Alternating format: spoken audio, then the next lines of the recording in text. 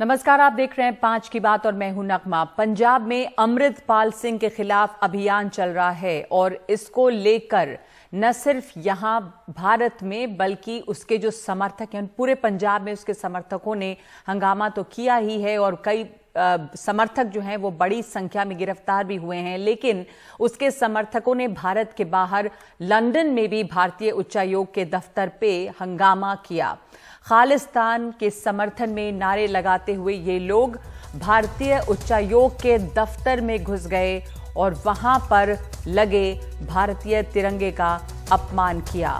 Britain में भारतीय तिरंगे का अपमान किया है अमृतपाल सिंह के समर्थकों ने, वो जो उसके खालिस्तान की मांग का समर्थन करते हैं। इस मामले को लेकर भारत सरकार ने कड़ी और सख्त प्रतिक्रिया दी है। विदेश मंत्रालय के प्रवक्ता अरिंदम बागची ने कहा है कि भारत के उच्चायोग के लोगों के खिलाफ और उच्चायोग परिसर में आज हुए इस शर्मनाक कृत्यों की निंदा करता हूं। ये पूरी तरह से अस्वीकार्य है। उन्होंने ये भी कहा कि ब्रिटेन के सबसे वरिष्ठ राजनयिक को नई दिल्ली में तलब किया गया है।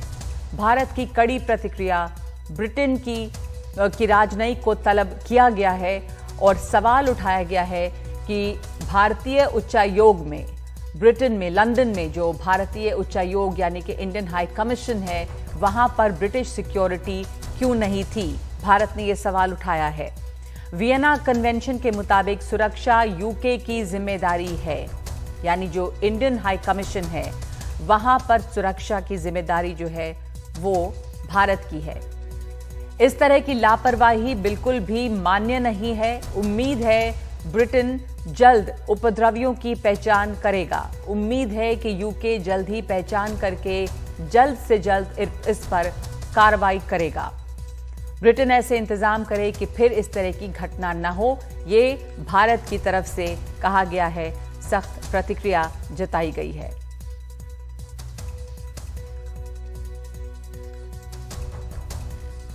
इस घटना पर भारत के सख्त रुख अपनाने के बाद अब ब्रिटिश मंत्री भी खेद जता रहे हैं। ब्रिटेन के foreign development minister Tariq Ahmad ने ट्वीट कर इस घटना पर खेद जताया और लिखा, लंदन में भारतीय उच्चायोग पर आज के हमले से स्तब्ध हूं। ये मिशन और उसके कर्मचारियों की अखंडता के खिलाफ पूरी तरह से अस्वीकार्य कार्रवाई है। यूके सरकार हमेशा भारतीय उच्चायोग की सुरक्षा को गंभीरता से लेगी।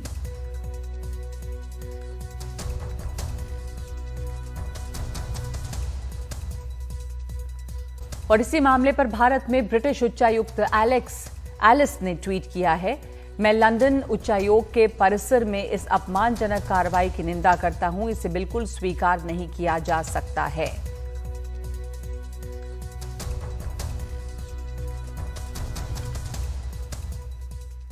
और इस बीच बीजेपी ने बाहर रह रहे सिखों से अपील की है कि वो ऐसी घटनाओं से खुद को अलग रखें।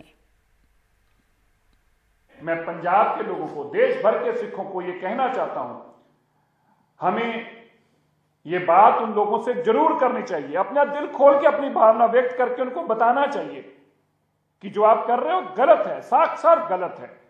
आप ऐसे भारत के झंडे को नुकसान पहुंचा रहे हो जिस झंडे के जहाज ने चंद दिन पहले ही अफगानिस्तान में जब सिखों की जान पर बनाई तो कौन बचाने गया उनको। उन्होंने सभी मुल्कों से अपील की थी। मैं आज जरूर कहना चाहता हूं, यह बात को बहुत जोर देकर कहना चाहता हूं, जब अफगानिस्तान पे सिखों की जान पर बनाई उन्होंने कनाडा, अमेरिका, इंग्लैंड सबसे आग्रह किया, पर कोई मुल्क नहीं आया। कौन गया?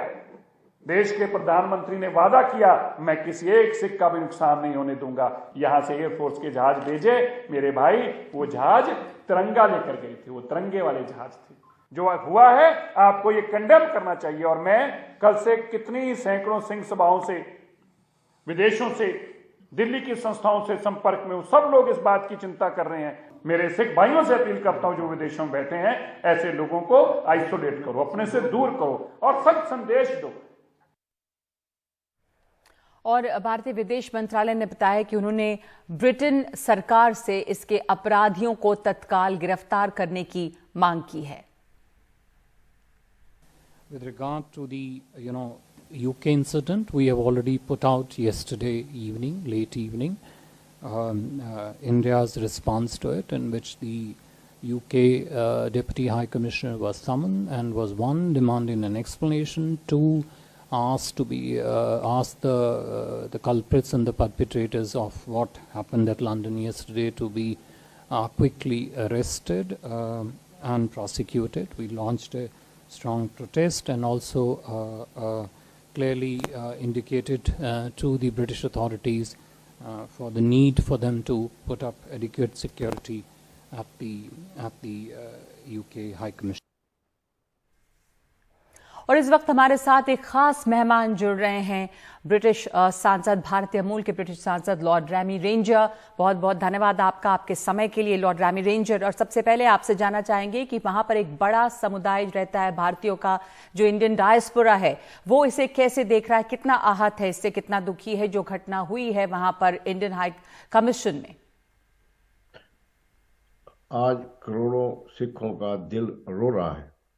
जो कल हमने देखा वो इतना शॉकिंग और इतना डिप्रेसिंग और दुख देने वाली पिक्चरें देखी हमने कि एक रोल मॉडल कम्युनिटी जो सारी दुनिया में प्रशंसा के काबिल है, जिसे योगदान देती है, सेवा करती है, लोगों के लंगर देती है, कोविड में हेल्प करती है, उनके कुछ मेंबर वो ये ड्रामा दिखा रहे थे, वो प्रशंसा अपना दिखा रहे थे, जिससे हमारे गुरुओं की भी तौहीन हुई, सिखों की भी तौहीन, और वो साहिबजादे जो 9 साल और 7 साल के दीवारों में चिन गए भारत के लिए, उनकी भी तौहीन हुई। आज ये बहुत एक बड़ा दुख के साथ मैं बोल रहा हूँ कि ये कम्युनिटी गुरु गोविंद सिंह ने स्पेशली इस्टेब्लिश की थी to defend India, to defend the human right, religious freedom in India। वही मेंबर few misguided आज भारत माँ के अगेंस्ट लड़ रहे हैं। ये it is totally unacceptable and ये इनको अकल आनी चाहिए कि ये अपनी माँ के कंट्री है, इनके जहाँ गुरु पैदा हुए थे, इनके जहाँ लीडर पैदा हुए थे, साहिबजादे पैदा हुए थे, उस देश के साथ इनका संबंध है। जब 5 प्यारे गुरु गोविंद सिंह ने बनाए थे, एक उड़ीसा से आया था, एक गुजरात से आया था, एक कर्नाटका से आया था, एक यूपी से आया था, एक पंजाब से आया था। 5 प्यारे की जो डीएनए है वो सिखों में है, as a unity of India. Guru Tegh बहादुर ने जो शहीदी दी थी वो पंजाब के लिए दी थी कि सिखों के लिए दी थी? इनको अपनी हिस्ट्री भूल गए, इनको अपना ओरिजिन भूल गए हैं। ये they are just self centred. मैं बहुत दुख है, मुझे बहुत दुख हो रहा है, बात करते हुए मुझे दुख हो रही है कि ये कम्युनिटी हमें, ये अटैक इंडिया पे नहीं है। ये जो लॉर्ड रेंजर, ये जो कम्युनिटी जिसने जो लोग थे, कुछ मिसगाइडेड लोग थे जिन्होंने ये हरकत की है वहां पर भारतीय उच्चायोग में, उनको किसी तरह का कितना समर्थन आपको दिखता है, या ये बिल्कुल आइसोलेटेड हैं और कुछ कम संख्या में हैं? और दूसरे, भारत की तरफ से काफी सख्त प्रतिक्रिया इस पर रही है कि ये बिल्कुल अनएक्सेप्टेबल है, सिक्योरिटी को लेकर चिंता जाहिर की गई है। भारत ने यह भी कहा था कि इंडिफरेंस दिखा वहां पर यूके की तरफ से। नगमा, फर्स्ट ऑफ ऑल ये अनइलेक्टेड हैं, सेल्फ अपॉइंटेड हैं, दे आर नॉट रिप्रेजेंटिंग, ये कि कम्युनिटी को रिप्रेजेंट नहीं करते। इनको किसी ने इलेक्ट नहीं किया, किसी ने इनको अपॉइंट नहीं किया, ये खुद ही हो गए हैं। और ये अब जो कहते हैं ना सेल्फ प्रमोशन कर रहे हैं, इनको कॉन्सिक्वेंसेज अगर इनको पता हो इनका हशर क्या होगा फॉर द कम्युनिटी के लिए। एक कम्युनिटी जो सारे दुनिया में जिसको प्रशंसा करते हैं, रिस्पेक्ट करते हैं, आज उनका ये उन्होंने हशर कर दिया है कि आप नेगेटिव पे ऊपर लोग फोकस ज्यादा करेंगे। जो सिखों ने सेवा की, जो सिखों ने अच्छे काम किए, जो सिखों ने कुर्बानियां दी, भगत सिंह वर्गे जो शहीदी पे चढ़ गए, काला पानी पे जो चले गए, इतनी कुर्बानियां सिखों ने दी हैं। किस लिए दी है? पंजाब के लिए तो नहीं दी उन्होंने हिंदुस्तान के लिए दी।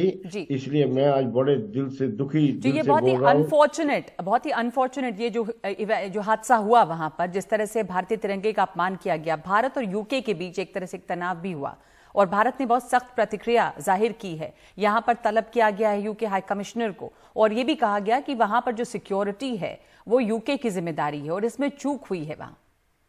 देखो नगमा, हर लाइफ जो है, एक लाइफ जो है, माँ बाप से पूछो कितनी प्यारी है, ये वेस्ट कर रहे हैं अपनी लाइफ को। इनको चाहिए अपने माँ बाप की और अपने देश की सेवा करें, कामयाब होए, कोई अच्छे काम करे। ये भारत सारे इनका है, सारे सिख जो है सारे भारत में फैले हुए हैं। हर जगह जगह पे सिखों का गुरुद्वारा है, हर जगह पे सिखों के कारोबार है, बिजनेस है। ये उनके बारे सोचते हैं जो दिल्ली में सिख है, या बॉम्बे में, या यूपी में, या गुजरात में, या हरियाणा में, या हिमाचल में, या राजस्थान में, उनके बारे सोचते हैं। मैं तो कहता हूँ इनको कुछ बैठ के सोचना चाहिए जी कि जी, भैया आपने इन लोगों की बात की है लॉर्ड रेंजर जिन्होंने ये हरकत की। मैं एक बार और आपसे फिर पूछना चाहूंगी इस बात को कि भारत और यूके के बीच जो इससे एक कड़वाहट सी आई, वो लगता है आपको कि अब ये मामला ठीक हो गया? क्योंकि यहां पर सिक्योरिटी को लेकर भारतीय सरकार ने सवाल उठाया, लेकिन हमने देखा है कि ब्रिटिश उच्चायुक्त जो यहां पर हैं एलेक्स एलिस, उन्होंने ट्वीट किया है, यूके के मिनिस्टर्स के ट्वीट आ रहे हैं कि वो इस अपमानजनक कार्रवाई की निंदा करते हैं। तो अब चीजें ठीक हैं? यूके इंडिया का रिलेशन अब ज्यादा स्ट्रांग होगा, ज्यादा कोऑपरेशन होगी, और लेसन विल बी लर्न। इसके बाद वो प्रेपरेशन प्रॉपर होगी। ये जो रिलेशन है इतनी इतनी बड़ी कंट्रीज के, यूके और इंडिया के जो रिलेशनशिप है, वो एक इंसिडेंट से इधर उधर नहीं हो सकते, क्योंकि हमारे जो इकोनॉमिक इंटरेस्ट है। सिक्योरिटी लैब्स को क्या कहा जाए? यूके वहां पर यूके की सिक्योरिटी की जिम्मेदारी जो थी वो यूके की थी भारतीय उच्चायोग में, तो एक चिंता इसको लेकर है। देखो, वो संडे को आए थे, जब कोई पुलिस वाले नहीं होते, सिक्योरिटी होते, वो बड़े सोच समझ के आए थे संडे को, जब सिक्योरिटी बहुत कम। अभी सिक्योरिटी विल बी बहुत डबल हो, क्या क्वाड्रुपल हो जाएगी। अब दोबारा ये काम नहीं हो सकता कभी भी। एक दफा उन्होंने कर लिया, जो करके दिखा दिया, उन्होंने गैप सिक्योरिटी का दिखा दिया, उन्होंने हमें बता दिया कि क्या क्या करना चाहिए, वो हो जाएगा। अभी वहां पर किस तरह का माहौल है लॉर्ड रामी रेंजर? भारत के उच्चायोग पर और ज्यादा बड़ा तिरंगा लगाया गया है, जिस तरह से अपमान किया गया था तिरंगे का उसके बाद, तो अगर आप हमें बता पाएं कि वहां पर इंडियन डायस्पोरा जो है, भारत के लोग हैं, उनमें इससे लेकर क्या भावनाएं हैं? और हमने देखा कि एक बहुत बड़ा तिरंगा उस जगह पर लगाया गया है वापस। मैंने वही तो कहा है ना कि हमें लेसन विल बी लर्न, और ये हमें एक्स्ट्रा स्ट्रांग बनाएंगे। हमारा रिलेशनशिप और मजबूत होगा। हम एक दूसरे की समस्या को ज्यादा समझने की कोशिश करेंगे।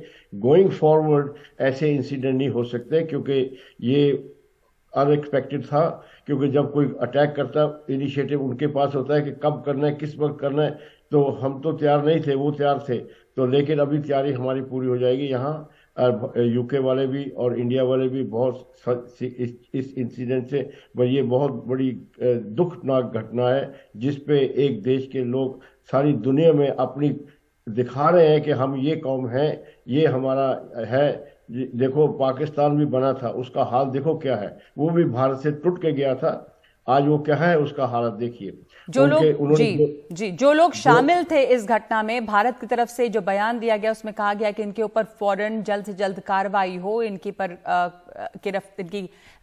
देखा जाए कि एक्शन हो रहा है। कोई आप हमें इस पर अपडेट देना चाहेंगे कि कौन लोग इसमें इन्वॉल्व थे? क्या कोई उसके ऊपर कुछ कार्रवाई हो पाई है? जो भी इन्वॉल्व थे वो तो अभी कैमरे पे आ गए हैं, सब उनकी पिक्चरें आ जाएंगी। पुलिस विल टेक एक्शन, क्योंकि इंडिया को भी उन्होंने सेटिस्फाई करना है कि हमने एक्शन लिया है।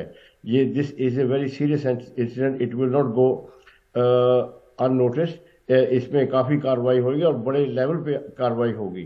तो आई थिंक हमें ब्रिटिश जस्टिस और ब्रिटिश पुलिस पे पूरा भरोसा रखना चाहिए कि they will not let it go. पूरा इसके ऊपर वो ध्यान देंगे, तवज्जो देंगे, और जो कल्प्रिट है उनको they will bring to book. Okay, thank you. आपका धन्यवाद बहुत बहुत लॉर्ड रामी रेंजर, हमसे बात करने के लिए। ये गंभीर मामला है और इस पर कार्रवाई जरूरी है। देखना है कि कितनी जल्दी यूके सरकार जो इस पर कार्रवाई करती है, जैसे भारत ने मांग की है कि एक गंभीर मामला है, इसके ऊपर कार्रवाई फौरन होनी चाहिए। जो लोग इस घटना में शामिल थे उनके खिलाफ कार्रवाई हो। एक ब्रेक लेंगे इस वक्त हम 5 की बात में, और आगे दिल्ली में किसानों की महापंचायत में क्या लिया गया है फैसला।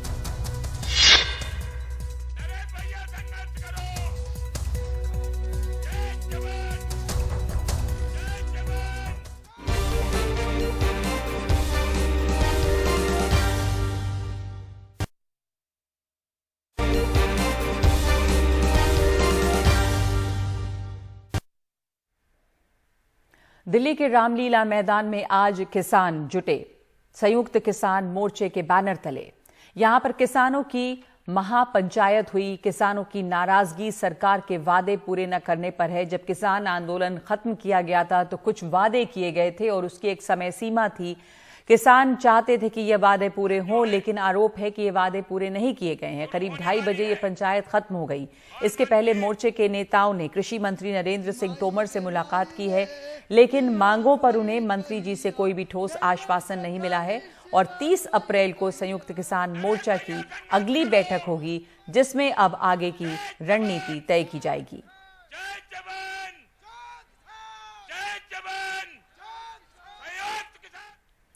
किसानों की कई मांगे हैं और अपनी मांगों को लेकर प्रदर्शन करते आ रहे हैं ये किसान। पिछले दिनों भी जंतर मंतर पर इनका प्रदर्शन हुआ था। मांगे हैं क्या, एक बार आपको दिखा देते हैं। पहले मोटे तौर पर क्या क्या मांगे हैं। एक तो एमएसपी की मांग है, न्यूनतम समर्थन मूल्य यानी कि मिनिमम सपोर्ट प्राइस, इस पर गारंटी मिले, कानूनी गारंटी, इसकी मांग की जा रही है। सभी किसानों के लिए कर्ज मुक्ति का ऐलान हो। जो किसान कर्ज के जाल में है उन सबका कर्ज माफ हो। खाद और फसल की जो लागत है उसकी कीमतों में कमी की जाए। आंदोलन के दौरान जिन जिन किसानों पर केस दर्ज किए गए हैं वो वापस हों। कृषि के लिए मुफ्त बिजली मिले। ग्रामीण परिवारों को 300 यूनिट बिजली मुफ्त मिले। ये कुछ बड़ी मांगे हैं।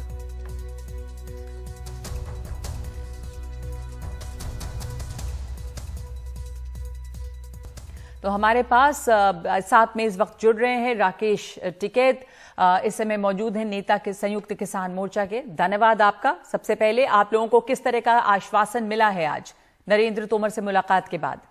देखो, 2 साल बाद में आज भारत सरकार से 2 साल बाद में बात हुई है हमारी।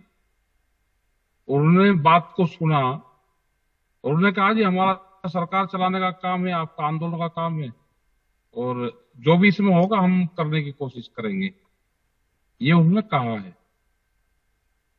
कोई समय सीमा, क्योंकि ये बातें पहले हुई थी, एमएसपी की गारंटी की मांग थी, कर्ज माफी की मांग थी, क्या हुआ टिकैत साहब? नहीं, समय सीमा कुछ नहीं है। उन्होंने कहा कि हम इस पे विचार करेंगे, जो भी चीजें हैं। ओलावृष्टि से जहां फसलों को नुकसान हुआ उसका कहा कि इसकी भरपाई हम जल्दी ही करेंगे, ये उन्होंने कहा है। और एमएसपी गारंटी कानून के लिए तो बात करेंगे, क्योंकि कैबिनेट से अपने लोगों से भी बात करेंगे इस पर क्या कर सकते हैं। यही बातचीत हुई। ये अभियान के एक बातचीत का रास्ता खुला है बस। ठीक है, आप लोगों को उम्मीद क्या थी? क्या आप इससे ज्यादा उम्मीद लेकर आए थे? मायूसी हुई या आप संतुष्ट हैं? ऐसा ही नहीं, हमारा आंदोलन का काम है, हमारा मूवमेंट का। हमको ये है कि 2 साल में ही सरकार ने बात करने की कोशिश करी, तो 2 साल में बातचीत हुई है। अब अगर सरकार को ये लगता होगा कि किसानों का काम करना है तो आगे बातचीत जारी रखेगी। ये उन्होंने कहा कि हम आगे बातचीत जारी रखेंगे। बातचीत होती रहेगी तो उसका कुछ ना कुछ समाधान निकलेगा। और सरकार अगर बात ही नहीं करना चाहेगी तो कोई समाधान उसका नहीं निकलेगा। हमारे साथ मेधा पाटकर भी जुड़ गई हैं, सामाजिक कार्यकर्ता मेधा पाटकर, जो इस आंदोलन में शामिल हुई। धन्यवाद आपका मेधा पाटकर हमारे साथ जुड़ने के लिए। जो बातें हुई हैं आज सरकार से, तो उसमें आश्वासन कुछ मिला नहीं है, पर आप लोग क्या चाहेंगे? बातचीत तो पहले भी हुई थी, कई तरह की बातें की गई थी। जब आंदोलन खत्म किया गया था तब भी एमएसपी गारंटी की बात थी, कर्ज माफी की बात थी किसानों की। तो अब इतने समय के बाद में बातचीत एक बार फिर से शुरू हुई है। टिकैत साहब कह रहे हैं कि चलिए बातचीत का रास्ता खुला है, पर आप क्या कहेंगी इस पर? मायूसी है आपको या कोई समय सीमा की भी बात की गई है? देखिए, हम आंदोलन जीवी है तो मायूसी का तो सवाल ही नहीं आता है। पर पहले भी जब 13 महीने का आंदोलन चला था तब 40 लोगों की टीम की 10 बार बातचीत हो चुकी थी। फिर भी हम लोग संवादशील लोग हैं, सरकार संवादशील नहीं है। और संवाद में अगर ठोस मुद्दों पर निर्णायक बातचीत नहीं होती है तो जो केवल आश्वासन दिए जाते हैं उस पर किसान मजदूर इस देश के कभी भी भरोसा नहीं कर सकते हैं। तो आज भी जो थोड़े से आश्वासन दिए हैं, कुछ बाबत तो उन्होंने कहा, नरेंद्र तोमर जी जो मध्य प्रदेश के हैं उन्होंने कहा केसेस हटाई जाएगी, लेकिन 13 महीने के बाद जो डेरा स्थगित किया गया था तो आंदोलन तो जारी था ही। अभी जो इन्होंने आज के आवेदन पत्र पर डेलीगेशन के साथ जो चर्चा की है उसको भी हम लोग एक लगातार वो जारी रखेंगे, ऐसे भरोसे से नहीं देख सकते हैं। और आंदोलन तो एक निरंतर प्रक्रिया होती है। आज का कार्यक्रम खत्म हुआ है, पर आंदोलन जारी रखना पड़ेगा, क्योंकि जो मांगे हैं किसानों की, उन मांगों पर ठोस मुद्दे पर जो उन्होंने आश्वासन दिए थे, जैसे एमएसपी के लिए कमेटी बनाएंगे, वो कमेटी ड्राफ्ट करेगी अगला कानून, आज तक नहीं हुआ है। 2018 में अखिल भारतीय किसान संघर्ष समन्वय जो हमारा था, उसने भी 2 बिल्स पेश किए हुए हैं, एक एमएसपी का भी और एक संपूर्ण कर्ज मुक्ति, एक बार पार्टी क्लियर करने का। लेकिन 68,000 करोड़ रुपया अमीरों को कर्ज माफी देने वाली सरकार किसानों को एक बार कर्ज माफी नहीं दे रही है। कमेटी नहीं बनाती है, कमेटी बनाती है जहां भी सुप्रीम कोर्ट से लेकर सब जगह सदस्य ऐसे ही होते हैं जो किसान के पक्ष में भूमिका नहीं ले सकते हैं। तो आज फसल बीमा का मुद्दा हो, पेंशन का मुद्दा हो, बिजली बिल का मुद्दा हो, भूमि अधिग्रहण भी खेती को गैर खेती के लिए देने के लिए जो जबरन हो रहा है, 2013 के कानून का भी पालन नहीं हो रहा है, वो तमाम मुद्दे हैं जिस पर आंदोलन आगे बढ़ेगा ही, बढ़ाना पड़ेगा ही। अगर उनके तरफ से अगुवाई हुई संवाद की, तो हमारी सामूहिक नेतृत्व की जो कमेटी है, टिकाई जी भी जिसमें है, आनंद मौला जी है, राजाराम सिंह जी है, पंजाब के किसानों के जत्थेबंदी है, दर्शन पाल जी है, सब मिलकर ही ये निर्णय लिया जाएगा। लेकिन तब तक जन जागरण, आंदोलनकारी संगठित शक्ति बनाना और संगठित शक्ति के द्वारा इन तमाम मुद्दों पर सरकार के सामने केवल सवाल नहीं खड़े करने हैं, चुनौती देनी है, वो कार्य जारी रहेगा। जी, ये लगता है आपको मेधा पाटकर की जिस तरह के वादे किए गए थे वो पूरे नहीं हुए? जाहिर सी बात है कि तब कहा गया था एमएसपी पे, कर्ज माफी पे, पर जब आंदोलन खत्म हुआ था उस समय तो धोखा है एक तरह का। नहीं, आंदोलन खत्म नहीं हुआ था, आंदोलन फॉलो ऑफ किया गया था, जब स्थगित हुआ था, स्थगित किया गया लेकिन था। उसके बाद भी बीच में जितने महीने गए, हर देश के राज्य में, हर जिले में भी कहीं ना कहीं आंदोलन चल ही रहे हैं। जैसे खेती हड़प रहे हैं। जब दिल्ली की सीमाओं पर से किसान उठे थे बातचीत के बाद, जब बातचीत हुई थी उस समय कई बातें हुई थी कि एक कमेटी बनेगी, एक समय सीमा होगी, कब क्या लागू होगा, उसमें वादा खिलाफी हुई है, निश्चित वादा खिलाफी हुई है। टिकैत साहब, वादा खिलाफी हुई है तो आगे का कार्यक्रम, ये आंदोलन तो इसका मतलब फिर लंबा चल ही रहा था, अब आगे का कार्यक्रम और तेजी आएगी आंदोलन में? देखो, हमारा 30 अप्रैल को संयुक्त मोर्चे की एक मीटिंग बुलाई है, तो उसमें तय करेंगे। और हमारे जितने भी संयुक्त मोर्चे के लोग हैं, जो पूरे देश में आंदोलन तो चल ही रहे हैं, हम मीटिंग करते हैं तो वो आंदोलन ही एक किस्म का, हम पूरे देश में जा रहे हैं। अब कोई एक लीडर संयुक्त मोर्चे का नहीं है, बहुत हमारे पास में लीडर हैं और जगह जगह हम मीटिंगें करते हैं अपनी, वहां पर जाते हैं, अपनी बात रखते हैं, लोगों की समस्याएं सुनते हैं। ये एक किस्म का आंदोलन ही चला हुआ है। आंदोलन तो आंदोलन कभी स्थगित किया, हमारी बातचीत भी जारी रहेगी और हमारे आंदोलन भी जारी रहेंगे, हमारी मीटिंग भी जारी रहेगी। और आज देश में एक बड़ी ताकत के रूप में संयुक्त मोर्चा है, उसके लीडर हम सब साथ में हैं।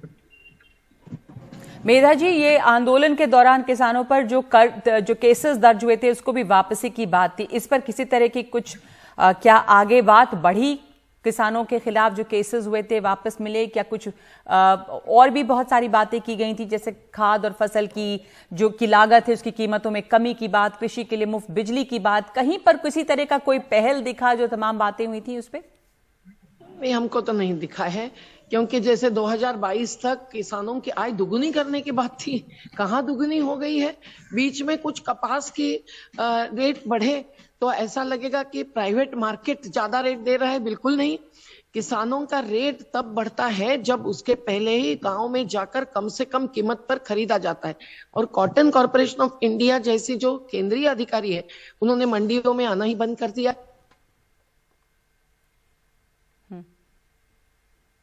तत्काल नीचे लाया है, हर जगह हो रहा है।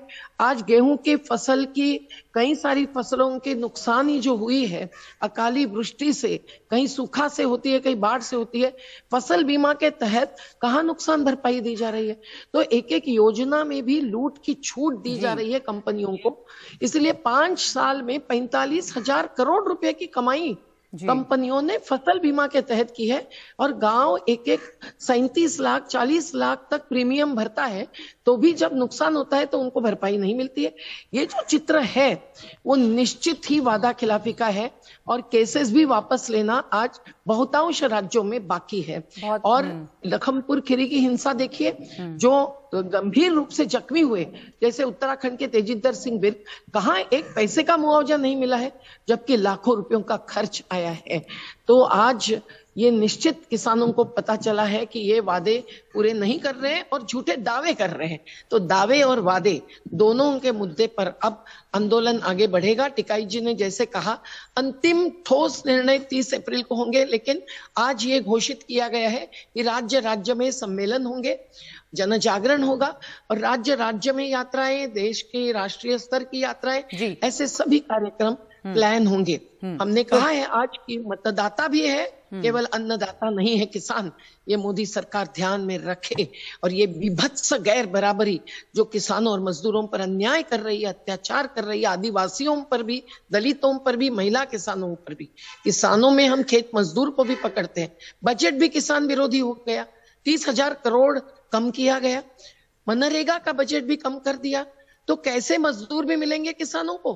पलायन करके दूसरी जगह जा रहे हैं। आज ऐसी स्थिति में किसान और मजदूरों को आंदोलन आगे ले जाना ही पड़ेगा। और मजदूर आंदोलन पे मजबूर हैं। वादे किए गए लेकिन वादे पूरे नहीं हुए, पर दावे किए जा रहे हैं। मेधा पाटकर ने बहुत महत्वपूर्ण बात की है कि किसान सिर्फ अन्नदाता नहीं है, मतदाता भी हैं। एक चुनौती है ये सरकार के लिए। राकेश टिकैत, लाखों संख्या में किसान यहां पर आज दिखाई दिए रामलीला मैदान में। आपसे आखिरी सवाल, ये इतनी बड़ी संख्या में जो किसान आए हैं, अब यहां पर जुटे सारे लोग, ये वापस जाएंगे या एक बार फिर से किसानों का जो ये आंदोलन अलग अलग जगहों पर जारी था वो दिल्ली की सीमाओं पर वापस दिखाई देगा?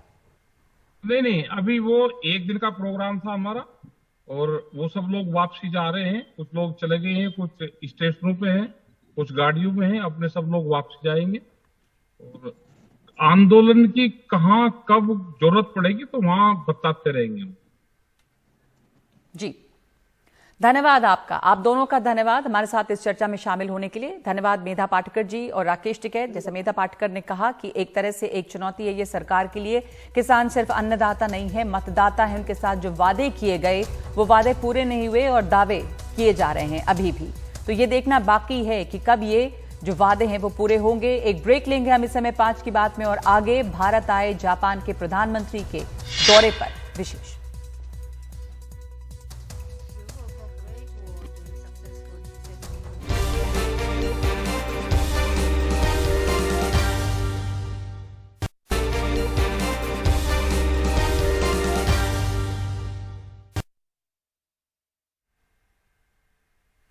जापान के प्रधानमंत्री फुमियो किशिदा भारत के दौरे पे हैं। उनकी प्रधानमंत्री मोदी के साथ बैठक हुई। रक्षा, व्यापार, निवेश और उच्च तकनीक को लेकर अहम चर्चाएं हुई हैं।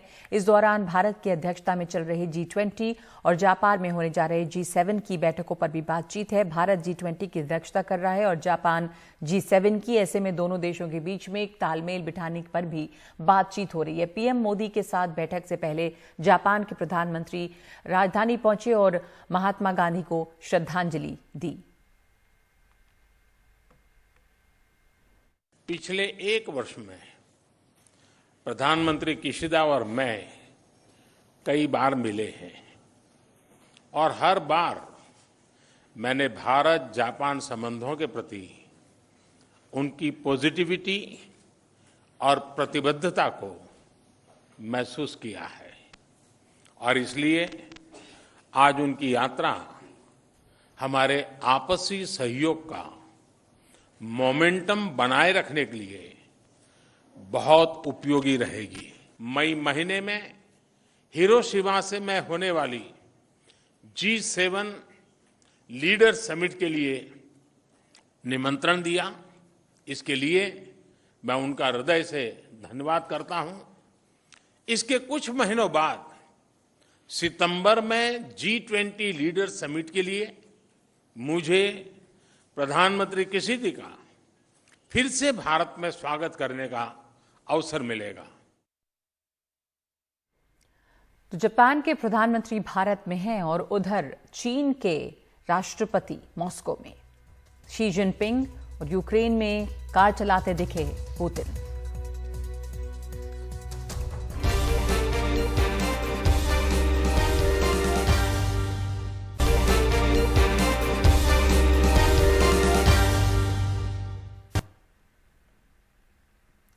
चीन के राष्ट्रपति शी जिनपिंग मॉस्को पहुंच गए हैं। यूक्रेन के साथ युद्ध शुरू होने के बाद ये रूस की उनकी पहली यात्रा है और उन्होंने कहा है कि इस यात्रा से दोनों देशों के संबंध और मजबूत होंगे।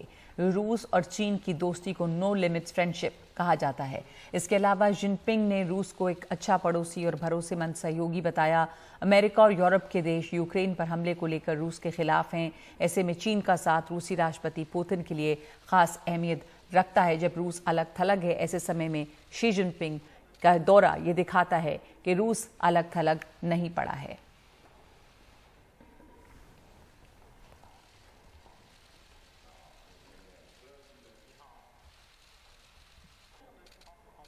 तो 2 दिन पहले अंतर्राष्ट्रीय अदालत ने रूस के राष्ट्रपति व्लादिमीर पुतिन को युद्ध अपराधी घोषित कर दिया है और उनके खिलाफ वारंट जारी किया है। इंटरनेशनल क्रिमिनल कोर्ट जो है ICC, उसने युद्ध अपराध के लिए पुतिन के खिलाफ केसेस खोले हैं। इन सबसे बेपरवाह पुतिन यूक्रेन के मारियोपोल शहर में नजर आए, खुद से गाड़ी चलाते हुए।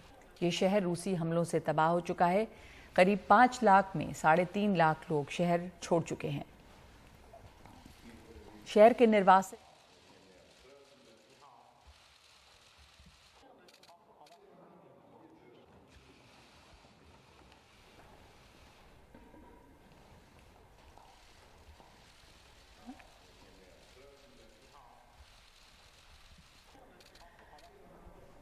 निर्वासित मेयर ने तंज किया कि पुतिन इस शहर को इस कदर बर्बाद कर चुके हैं कि वो इसे दिन में नहीं रात में ही देख सकते थे। रूस के राष्ट्रपति व्लादिमीर पुतिन ने मारियोपोल शहर का अचानक दौरा किया है। मारियोपोल यूक्रेन का शहर है, लेकिन करीब 10 महीने से रूस के कब्जे में है। पुतिन यहां पहले हेलीकॉप्टर से पहुंचे। रूस की तरफ से जारी आधिकारिक वीडियो में पुतिन मारियोपोल में खुद कार चलाते नजर आ रहे हैं।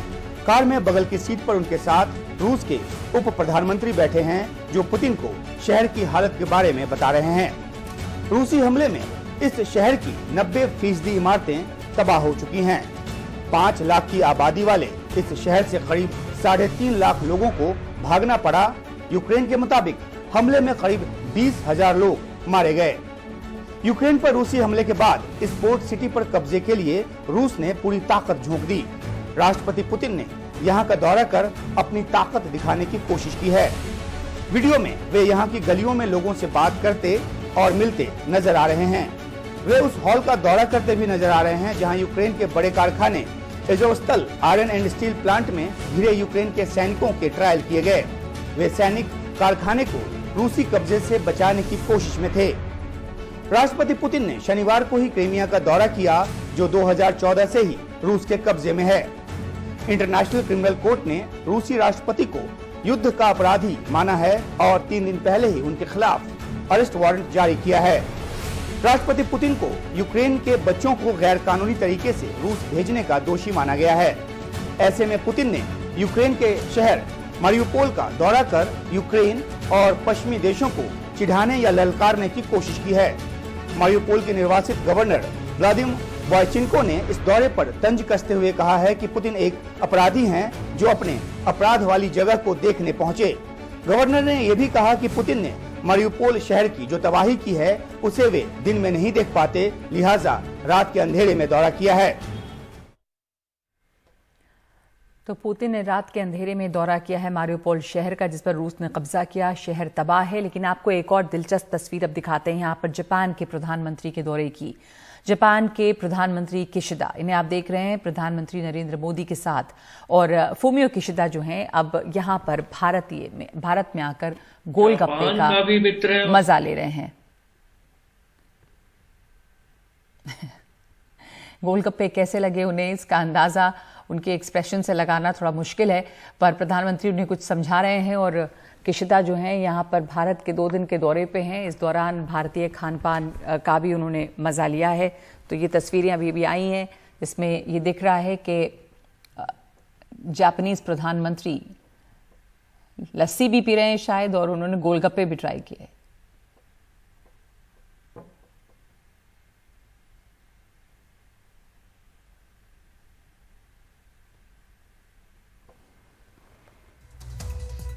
भारत और जापान के रिश्तों को सामरिक तौर पर और मजबूत करने की एक और पहल के तौर पर देखा जा रहा है किशिदा के इस दौरे को। तो इस वक्त 5 की बात में इतना ही। नमस्ते।